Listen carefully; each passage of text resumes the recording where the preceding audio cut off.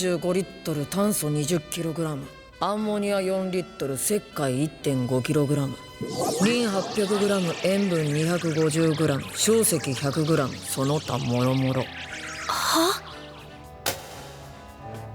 大人1人分として計算した場合の人体構成成分だ。今の科学ではここまで分かってるのに、実際に人体錬成に成功した例は報告されていない。科学でもできないことが祈ったらできるのかよ。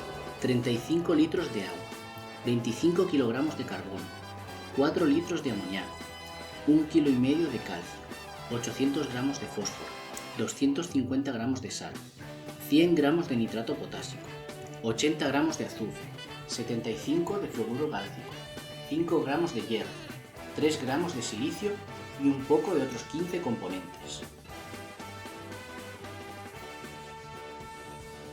Esta ocasión vamos a convertir el plomo en oro.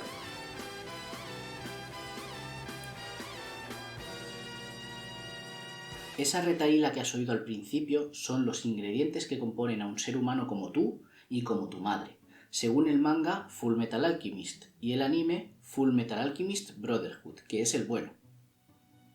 Para una aclaración somera sobre qué es un manga y qué es un anime, puedes ir al podcast Mierda Mental, el Museo de Diógenes, de esta misma red, y escuchar el episodio sobre Yu Yu Hakusho.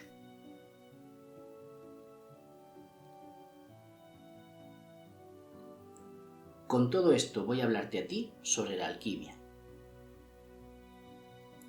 En la era postromana occidental y en la era postbizantina, y prácticamente hasta finales del siglo XIX... Sí, lo he escrito en números indoarábigos, ¿qué pasa? Ya está bien de usar los números romanos. Se desarrolló una disciplina o metadisciplina protocientífica que consistía en el estudio de la materia con una aproximación metafísica y mística y un afán práctico muy indirecto, que es la alquimia. Está la corriente china, que dejaré a un lado, y la corriente babilonia-egipcia. Ambas son de alguna manera las predecesoras de la química actual. En realidad, la alquimia era como una especie de corriente filosófica metafísica que asociaba conceptos abstractos y cualidades de la naturaleza divina, humana, animal o mineral a distintos elementos. Era crear un símbolo tangible para cada cualidad intangible. Es curioso porque el origen de la palabra alquimia viene del árabe algimia, que viene a su vez del griego gimia, escrito con Y, una de las I's griegas, que significa algo así como mezclar jugos o hacer aleaciones, qué sé yo.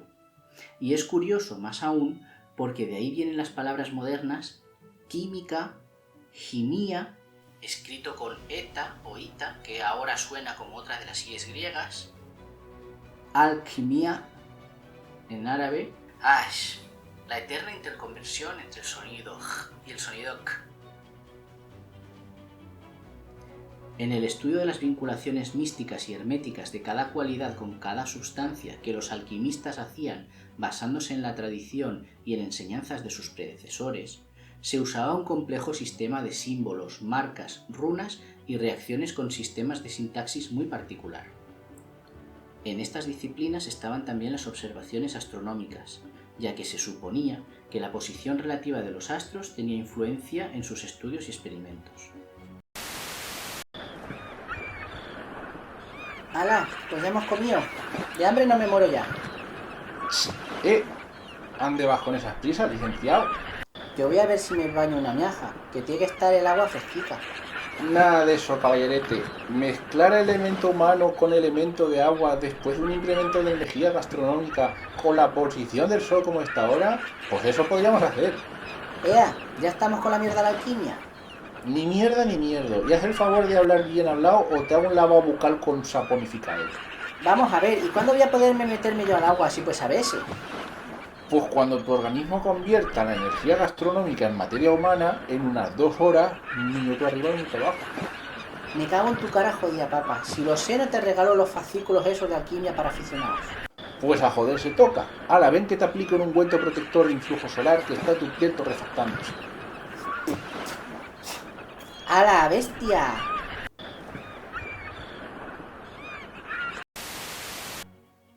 es muy probable que hayas visto Full Metal Alchemist Brotherhood.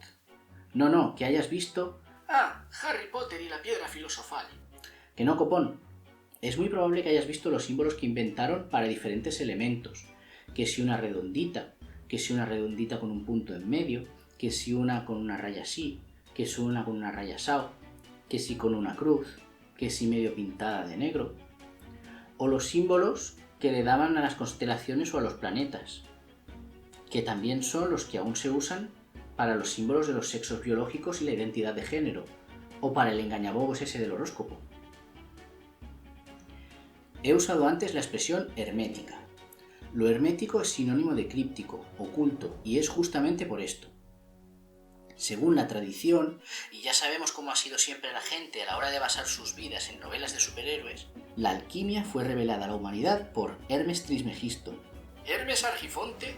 No, ese es un podcaster.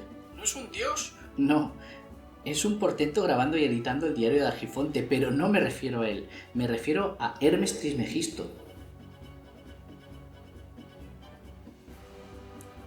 Este es un personaje crossover. Es un entrecruzamiento entre varias de las historias de héroes con puntos más en común entre ellas que se fueron formando en diferentes lugares del mundo. En este caso, Hermes Trismegisto es un personaje fusión entre el Hermes griego, el Tot o Thot egipcio y algunas versiones hablan del profeta Dris o Idris del Islam. En cualquier caso, su origen se pierde en las antiguas civilizaciones de Mesopotamia y pasa al mundo helénico, nada que ver con helenica de sesión golfa, a través del Egipto tolemaico, que no es el Egipto de los jeroglíficos, sino, como nos contaban Iván Martín Prado y Andoni Garrido, era un reino de lengua y cultura griegas. Pasan los años y su culto alcanza a la Roma occidental bajo el nombre de Mercurius Ter Maximus. Como fuera, se supone que fue identificándose más como un personaje legendario a quien se le atribuye la redacción de los textos herméticos, o de la hermética, papiros y escritos como la Tabla Esmeralda y los otros del corpus de la hermética, en los que se enseñaba a los humanos y otros superseres mitológicos cómo realizar hechizos para, por ejemplo, atrapar el alma de personas en estatuas, hacer que objetos inanimados tuvieran la capacidad de profetizar acontecimientos, curación, mejora de cualidades personales. Todo un conjunto de prácticas que hacían creer a los alquimistas que estaban estudiando al todo, al origen, a la fuente de energía, materia o tiempo, tal y como se describe en el Brahmana, en la tradición del hinduismo, o en la verdad, ese ojo enorme que aparece al final, spoiler, aparecen cuando menos te lo esperas, de las series de Full Metal Alchemist. Entre tanto deseo por estudiar la materia suponiéndola un símbolo del alma y sus cualidades, la composición y revisión de los textos en los que nada se explicaba de manera clara y literal, sino como metáforas y grafismos simbólicos, y que la prevención de riesgos laborales es una modernez, hemos tenido siglos de experimentos chorra y mezclas varias que, bueno, de algo han ido sirviendo.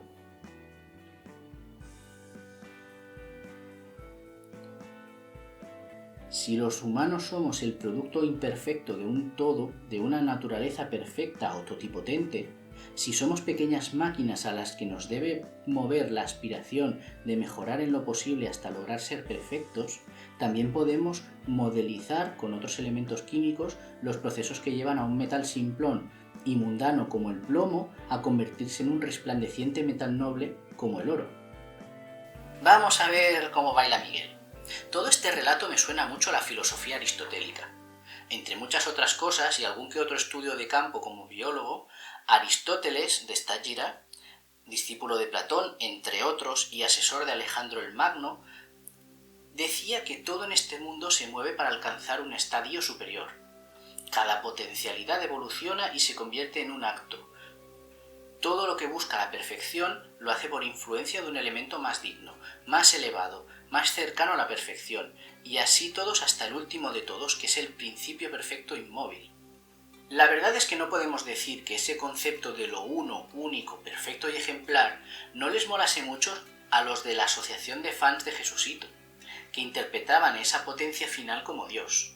No he llegado a constatar que la filosofía aristotélica, que tanto se cultivaba en la edad que va entre la caída de Roma y la de Bizancio, fuera un ejemplo o inspiración para los alquimistas, pero a mí me da que más que buscar convertir el plomo en oro, lo que estos alquimistas buscaban era cómo acercar el alma y el espíritu a Dios o al concepto de perfección humana, y que de hablar de plomo y oro era solo una metáfora, como quien habla de no echar perlas a los gorrinos o de que no está hecha la miel para la boca del asno. Claro que, habiendo cuartos, todo esfuerzo es poco, y que no te extrañe que haya habido cientos de personas en el mundo intentando interpretar los textos de la alquimia y haciendo experimentos para conseguir los oros, niño, ¡ay, los oros! Espérame un segundo que voy a beber un poco de agua, que parece que tengo la voz una miaja telefónica.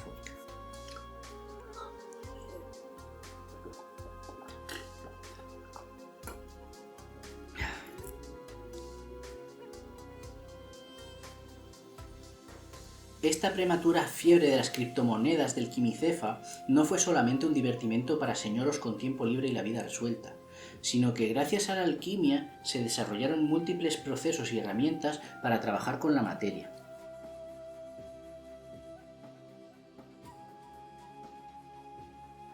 Se calcularon puntos de fusión, presiones, se sintetizaron nuevas sales y lejías. Cuando creas que has fracasado en una tarea, piensa que igual has encontrado otra cosa que no buscabas. La leyenda dice que Henning Brandt se pasó un buen tiempo haciendo experimentos como hervir su propia orina para obtener oro y, fíjate, descubrió el fósforo. Y le quedó un agradable aroma amoníaco por toda la casa, de eso estoy bastante seguro. Imagínate cómo habrá sido la cosa que, al otro lado de la ruta de la seda, lo que habían conseguido era la pólvora. Había un paralelismo entre intentar llevar el alma de un estado vulgar a un estado divino y el simbolismo de convertir un metal vulgar en un metal precioso y preciado.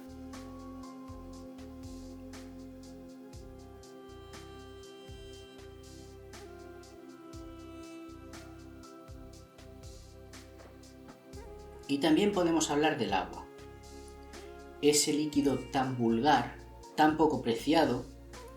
Vulgar mis narices, poco preciado mis cojones. En periodos muy variados de la historia y en las capas más populares de la sociedad, lo raro era poder beberse una gota de agua que no estuviera corrompida o te pudiera provocar una disentería o el cólera. Lo que pitaba muy a menudo era la cerveza, la posca, un vino avinagrado rebajado con agua o zumos, la aloja, una especie de limonada alcohólica asangriada. Y sí, ese líquido tan vulgar y tan sin espíritu podría aspirar también a otro tipo de perfección. El agua que refresca y aclara la vista podía aspirar a convertirse en una pócima que, además de mantener la vida, la potenciase, la revigorizase, fuera el utópico elixir de la eterna juventud o de la inmortalidad. El agua de la vida. Está bonito ese nombre, ¿eh? El agua de la vida, o como se decía en gaélico escocés, Ushkapea, o del gaélico irlandés, Ishkabaza, y de ahí whisky. Lo que yo te diga, menos agua se bebía de todo, hasta Cruzcampo para merendar. Esto lo he sacado de una publicidad real de un periódico del siglo XX.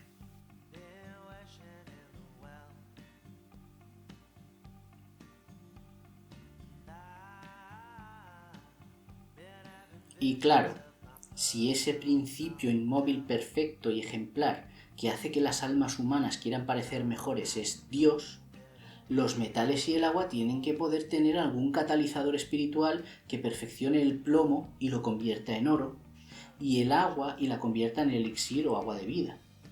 Ese elemento perfecto y perfeccionador se conoció conceptualmente como piedra filosofal.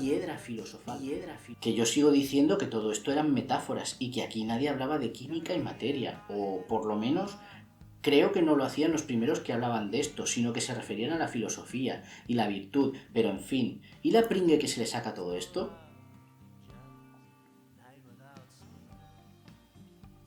El caso es que si quieres modificar algo, lo suyo es conocer cómo es y cómo es aquello que quieres conseguir. Allá vamos. Esto es Atiende, el mini podcast de conocimiento y entretenimiento de la red Manchapod, y tú eres un buen metazotriblástico por estar escuchándolo. Hoy vamos a convertir el plomo en oro. La materia está formada por componentes muy pequeños que se llaman átomos, que en su raíz griega significa indivisible. Pero esto está superado porque sabemos que los átomos están compuestos, entre otras cosas, por electrones que orbitan alrededor de un núcleo en el que hay protones y neutrones.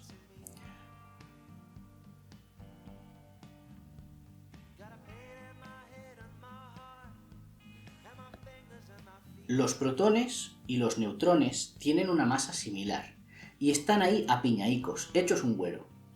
Los protones tienen carga eléctrica.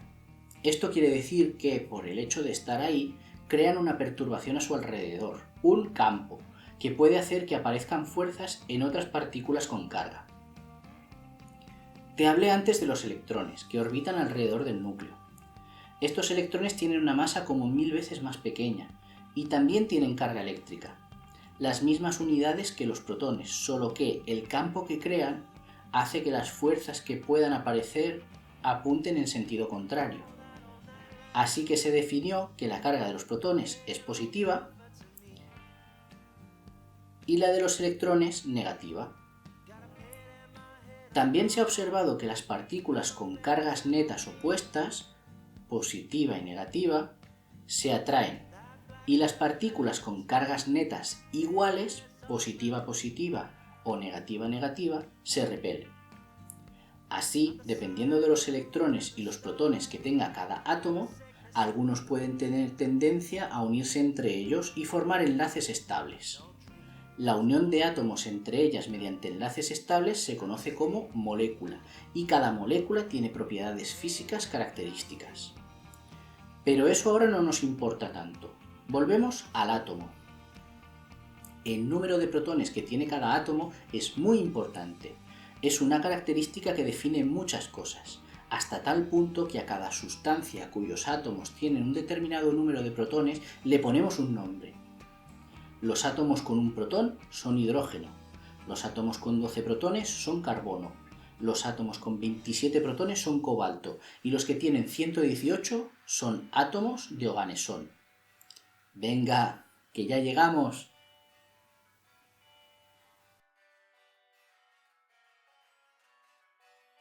La diferencia entre el plomo y el oro es que el plomo está compuesto por átomos con 82 protones cada uno, y el oro por átomos con 79 protones por barra, por cabeza, por núcleo.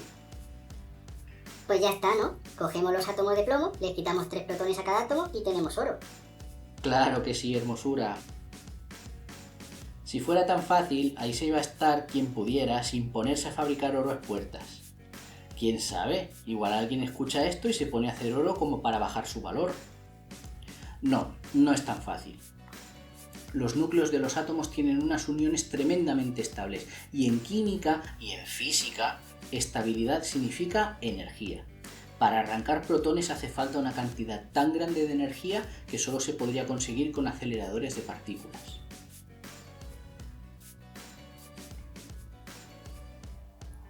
Glenn Theodore Seaborg, que dio su primer oro en 1912 y apagó las luces del jardín en 1999, hizo muchos trabajos de bombardeo de núcleos con partículas aceleradas y descubrió y aisló elementos como el plutonio, el americio, el curio, el bequerelio, el californio, el einstenio, el francio, el novelio y el que tiene 106 protones, que se llama como él, Seaborgio. El caso es que, además de llevarse un Nobel, transformó bismuto, con 83 protones, en oro, en los años 80 del siglo XX. Sí, también lo he escrito con números indoarábigos. El problema, primero la estabilidad. Al poco tiempo ese oro sintético decae y deja de ser lo que era, pero sobre todo el alto gasto que supone. Vamos, que es un paná. Que se puede transmutar el bismuto, que se parece al plomo, en oro. Pero más que una piedra filosofal, hace falta una maquinaria y un aporte de energía enorme. Habrá que encontrar otra forma de hacerse ricos, o pasar de ello y ser felices de otra forma.